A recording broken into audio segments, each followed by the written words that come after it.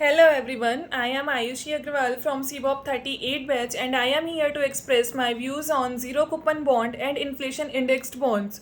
But firstly, let's talk about bonds. Bonds are the fixed income securities which are issued by the corporation or government and offers a fixed rate of return on your investment. Now let's converse about inflation indexed bonds. These bonds are designed to protect the investors from the effect of inflation. The principal value and the interest rates are adjusted periodically with the changes in inflation rate. That means that if there is rise in inflation rate, the principal value and the return on your investment will also increase, helping the investors to manage their purchasing power. The inflation indexed bonds is a great way to hedge your funds against inflation.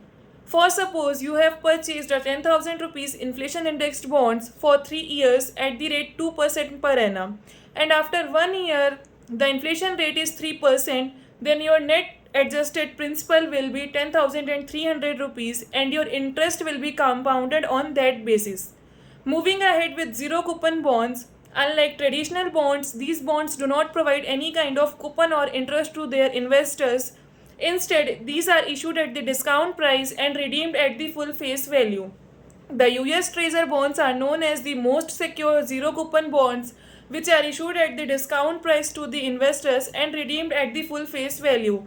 These bonds avoid the regular payment of the interest. For suppose you might pay 3500 rupees for a zero coupon bond whose face value is 10,000 rupees and the maturity period of 20 years, and redeem at a full face value, that is the investor will get the 10,000 rupees and the issuer will give him all the face value.